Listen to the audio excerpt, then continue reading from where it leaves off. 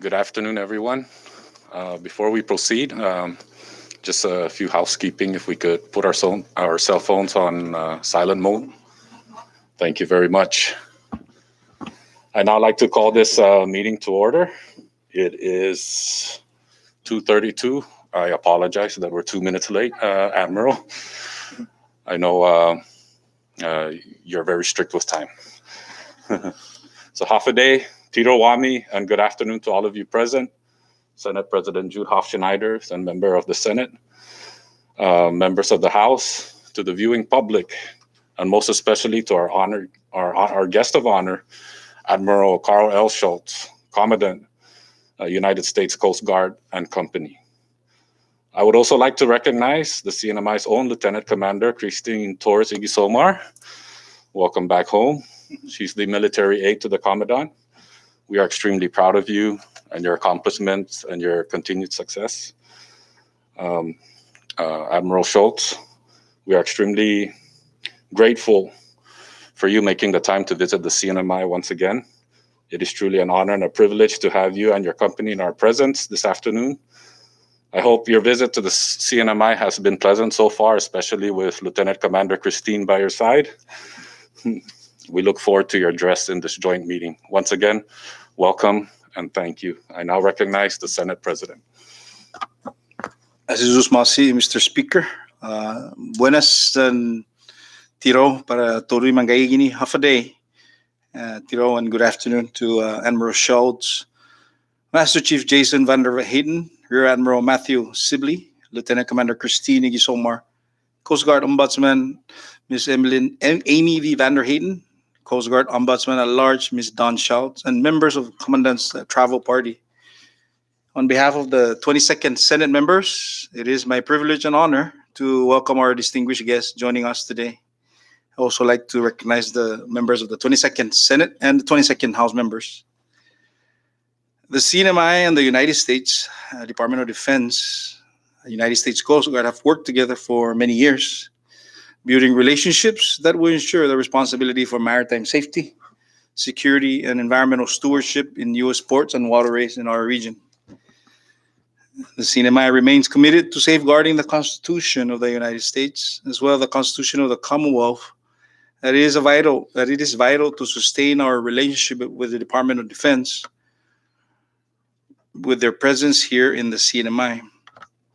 The CNMI is grateful to the U.S. Coast Guard for many years of protecting and securing our borders, protecting our coastal environment, and ensuring our overall safety.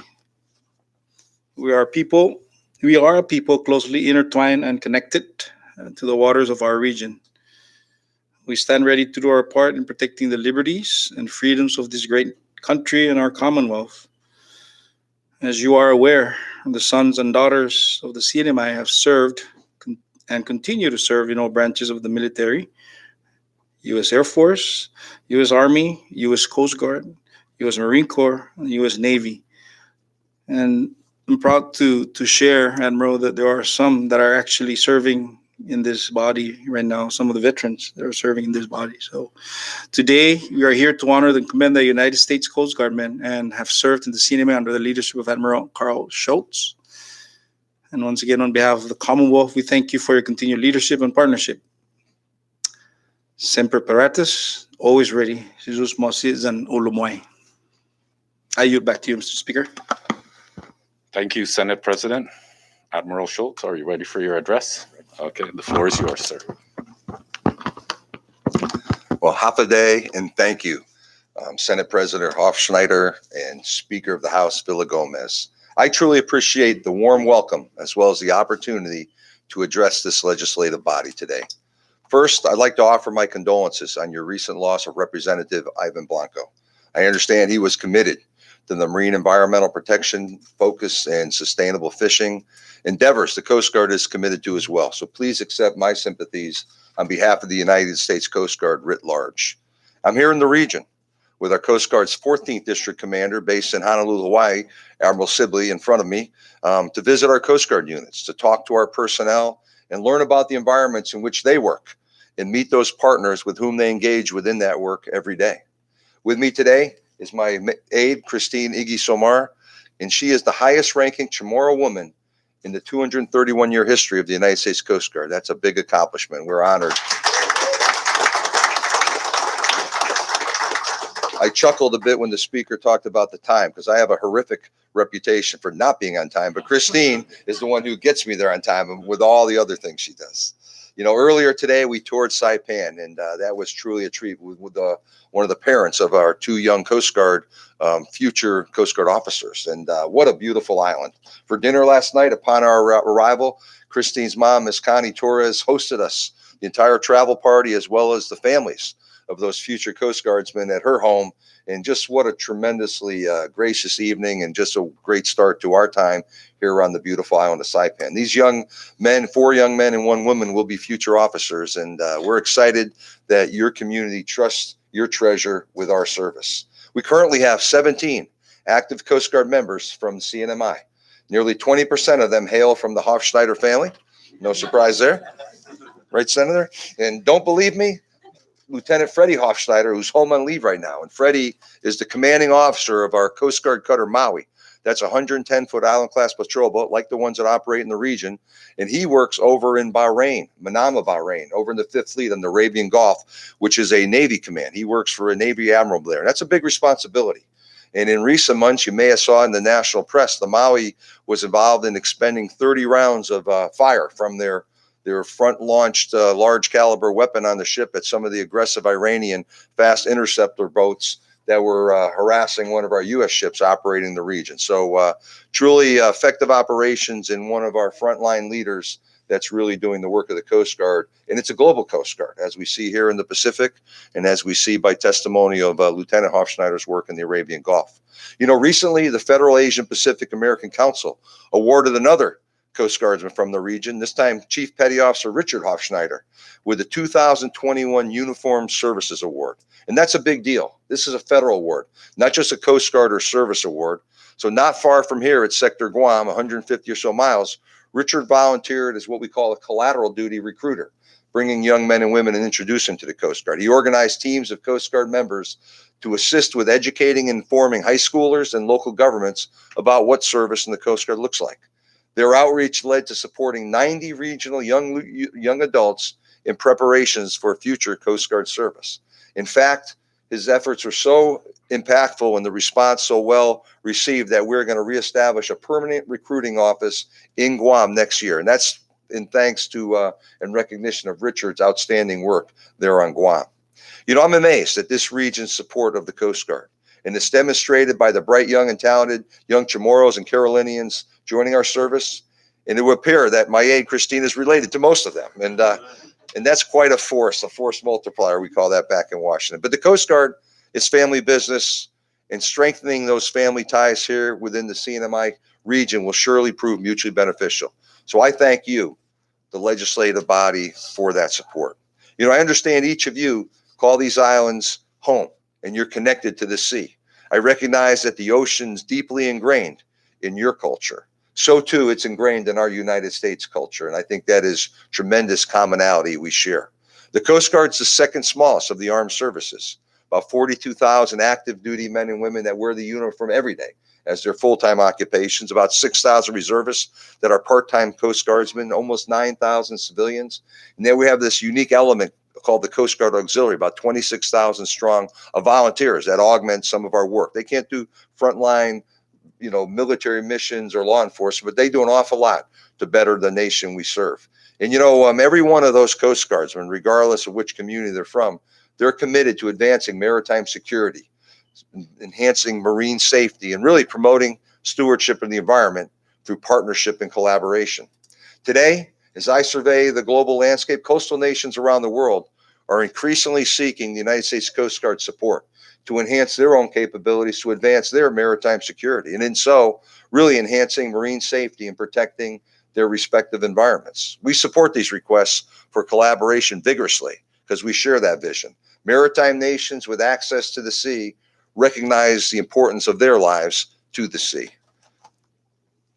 But many don't recognize, and this is my opinion, but many don't recognize the importance of the sea to the future of us as a global society. the future of mankind. You know, in February, I had the opportunity as a virtual participation, but I was on a panel with a very interesting author by the name of Ian Urbina. And if you're sort of a fan of the sea, you might know his work.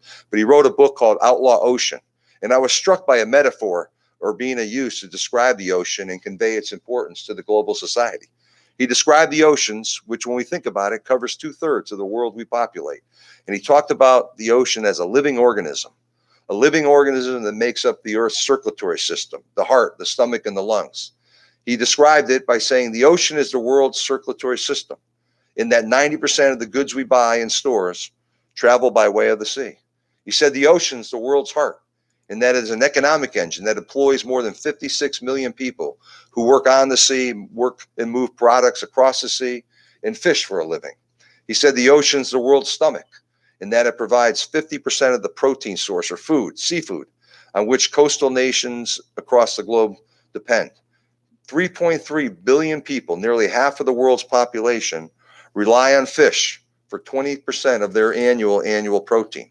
And he said the ocean is the world's lungs, as 50 to 80%, scientists disagree, but it's a large portion regardless, of the oxygen production on Earth comes from the photosynthesis of oceanic plankton. So pollution hinders the ocean's ability to carry out that service, and that's an area we all need to take ownership and stake in. Urbina said that the health and governance of our oceans is essential, and I couldn't agree more with that statement. The ocean supports our current and future global economy, our current and future global food source, and much of the oxygen that supports life here on Earth.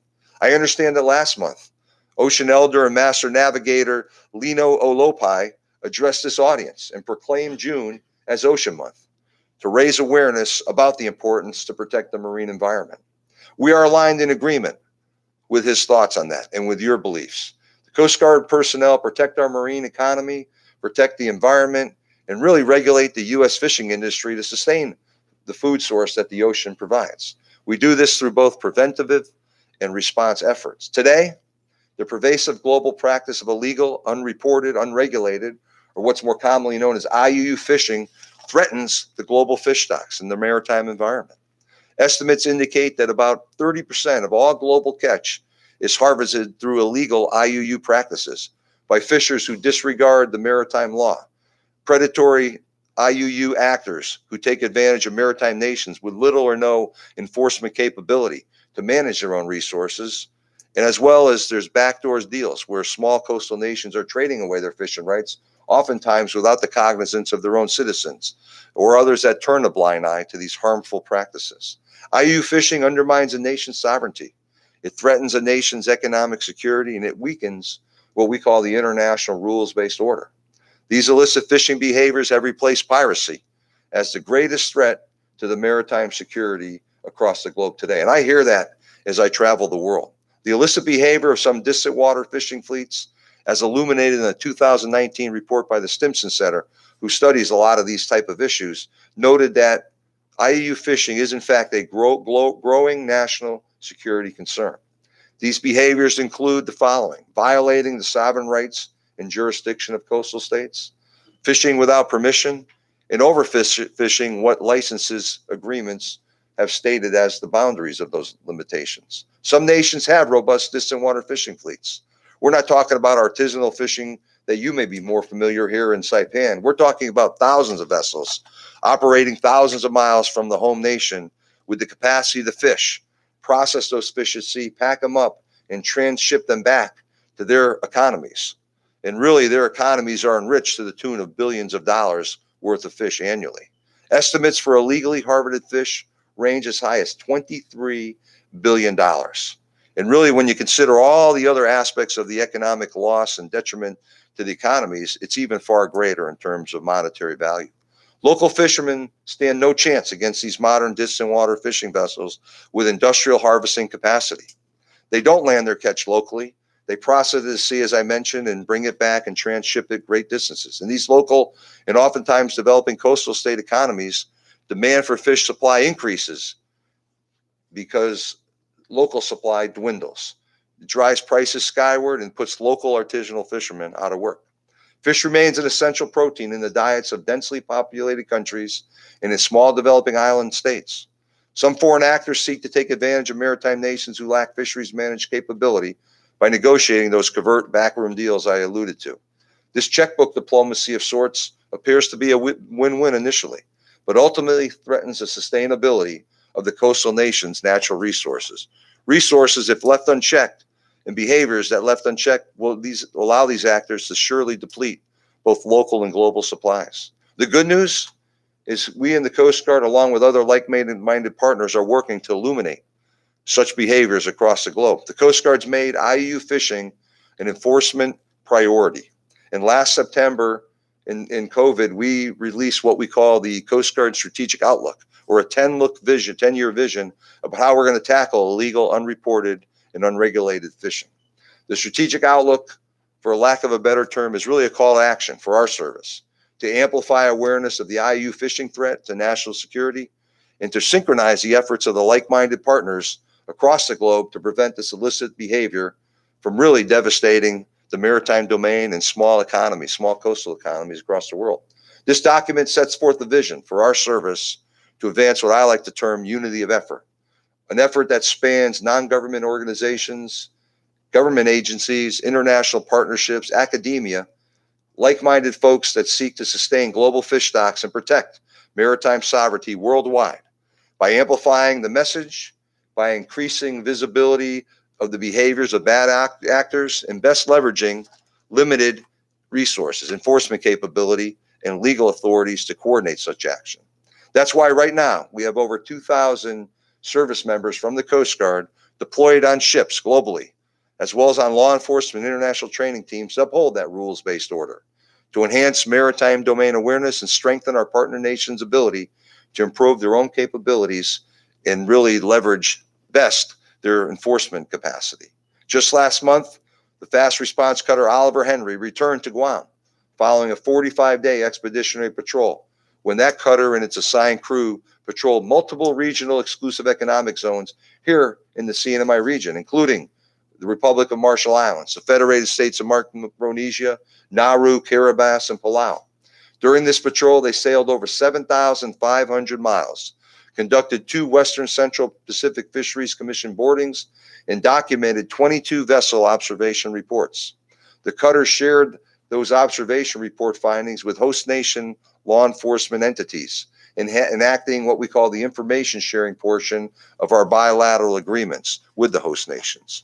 We, the Coast Guard, foster relationships and like to believe we build trust with international partners daily through the exercising of 60 across the globe bilateral agreements in concerted efforts to thwart illicit behavior at sea.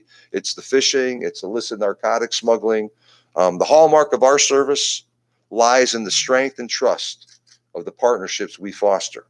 Like I said earlier, tomorrow we'll be in Guam. We're going to commission 3 new fast response cutters, really game-changing, capable platforms. The Myrtle Hazard, the Oliver Henry, and the Frederick Hatch. 2 of them have been operating in the region. We have not formally commissioned. We'll do that in a ceremony tomorrow. But those cutters in tomorrow's ceremony demonstrate our Coast Guard enduring commitment to this critically important region. No more important region of the world than today. These assets will help amplify our desire and our commitment to advance maritime security, marine safety, and environmental stewardship through collaboration, as both the Senate leader and House leader spoke to in their opening remarks. These new cutters expand our expeditionary reach, and when we team them with other Coast Guard platforms or international partners or local agency capabilities, we can realize the full potential of their capabilities. The Coast Guard knows cooperation works. It's truly a hallmark of our service.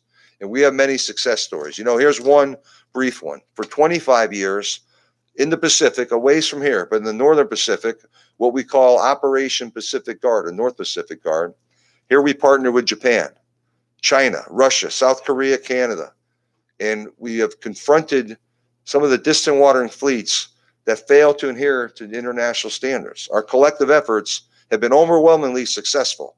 This has targeted a legal form of fishing called high seas drift net fishing. And essentially, these 6 nations working together, and it's an interesting amalgamation of partners, but we've essentially eradicated high seas drifting in the North Pacific. And that is a great testimonial of what collaboration and partnership can accomplish. Our 419-foot flagship national security cutter Berthoff is currently supporting this operation in the North Pacific. And of course, our new fast response cutters, beyond fisheries enforcement that we spoke to at length, is really here for search and rescue and for other maritime missions that arise in such a maritime critically important region of the world. After Super Typhoon Yutu hit the Commonwealth of Northern Mariana Islands in the fall of 2018, it was one of our C-130 Hercules aircraft that was first to arrive in the region and assess the damages and survey where access points existed. We had the Coast Guard cutter Sequoia help identify and survey the channel, clear the channel, so that larger ships could enter with relief supplies. We also had Coast Guard members supporting the temporary emergency tent and roof insulation initiative, identifying homes that needed roofs and ensuring they had temporary repairs, allowing residents to get back in their homes. This past November, the Coast Guard workforce in Guam coordinated a joint international search and rescue effort to locate 2 local fishermen overdue from Saipan.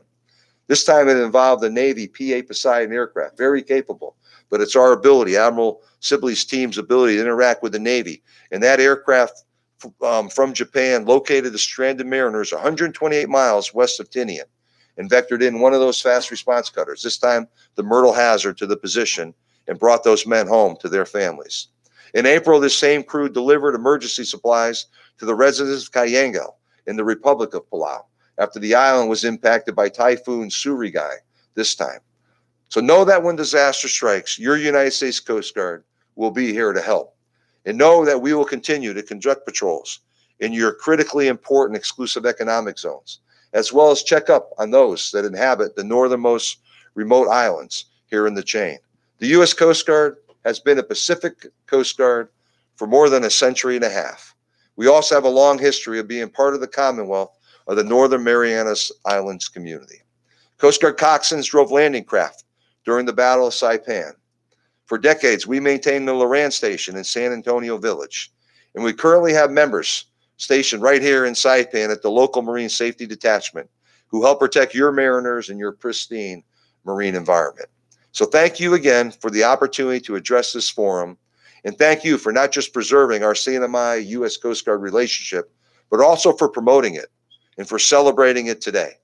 On behalf of the United States Coast Guard and my esteemed group of colleagues, I thank you both for your hospitality and for your support. Semper Paratus. God bless. Thank you. Thank you.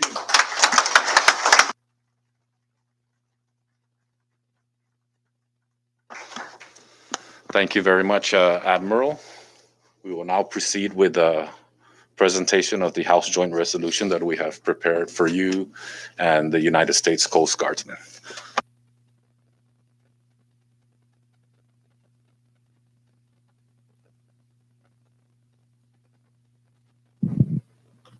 Admiral Schultz, on behalf of the 22nd Legislature and the people of the Commonwealth, we present to you House Joint Resolution 22-7 to honor and commend the United States Coast Guardsmen that have served under your leadership, sir.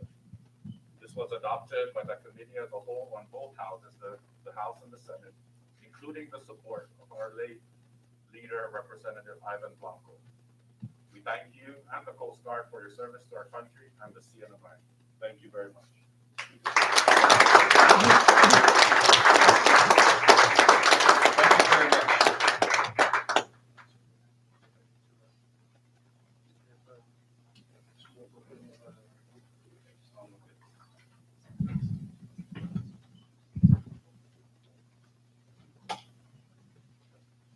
So if I could, on behalf of my Coast Guard colleagues, Speaker, to you, this is a similar gift for both, but this is presented by Admiral Karl Schultz, 26 Commandant, in a small wood box. This is a wooden pen, but it's special wooden pen because it comes from the teak wood from our training bark eagle. So I'd like to present you, Speaker, with one of these. Thank you very Here we much. go, guys. Thank you so much for thanking your small service. Thank you very much.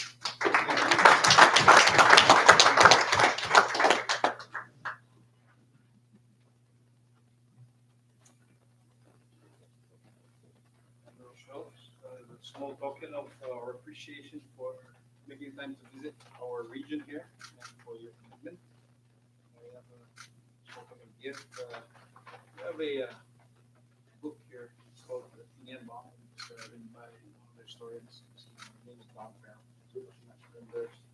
I think I stand corrected, but it's the best hot pepper you can find in the region. Said that with no uncertainty. Thank you so much. I look forward to reading. Thank you very much.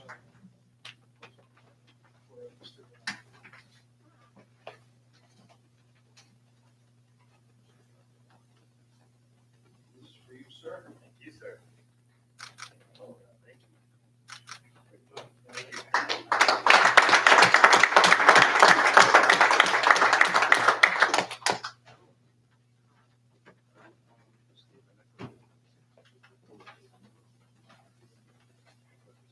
We want to remember to see them.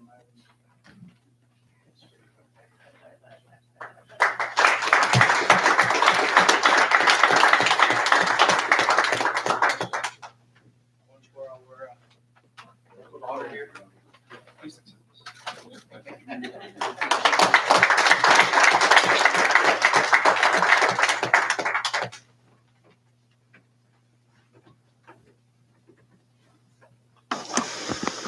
Thank you, colleagues. This now concludes our joint meeting. Please stay back for a photo op and some fellowship. Thank you very much.